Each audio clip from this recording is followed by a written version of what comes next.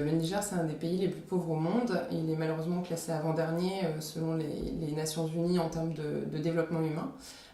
C'est un pays qui a énormément de problèmes structurels en termes de développement, avec très peu d'accès à la santé, à l'éducation, à la nourriture de manière générale. On est dans un pays qui a une forte majorité de climat sahélien, donc assez difficile en termes d'agriculture.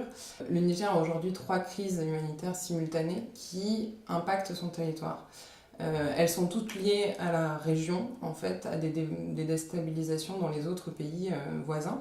Le premier, c'est évidemment lié à la crise du bassin du lac Tchad, donc plutôt dans le sud-est du pays, dans la région de Difa. C'est une région qui est frontalière avec le Nigeria et qui souffre des violences qui sont liées au conflit avec Boko Haram. Ça entraîne beaucoup de déplacements de population et aussi des afflux de réfugiés nigériens qui se réfugient au Niger.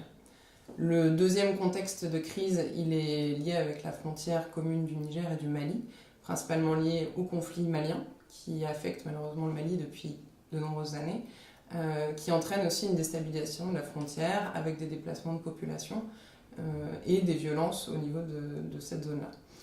Enfin, le Niger est également sur la route migratoire qui relie les pays d'Afrique de l'Ouest côtiers à l'Algérie, la Libye, la Tunisie, et qui sont des routes qui sont utilisées par les migrants pour tenter de traverser la Méditerranée et rejoindre l'Europe. Et ce qui frappe, c'est vraiment les conditions sanitaires en termes de santé quotidienne, mais également en cas de maladies un peu plus graves. Ça entraîne beaucoup de complications pour les personnes les plus vulnérables, notamment les enfants, les femmes enceintes, qui n'ont pas accès à des structures de santé. Encore une fois, on est dans un pays sahélien, il y a énormément de problématiques en termes d'alimentation.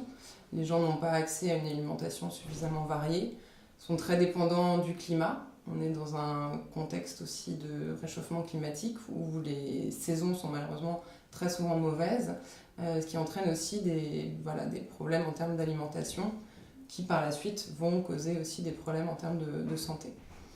Enfin, on a principalement des problèmes d'accès à de l'eau potable dans la plupart des zones reculées. C'est un grand pays avec une population qui est assez dispersée et du coup, dans les zones les plus reculées, il n'y a pas forcément d'accès à l'eau potable pour toutes les populations.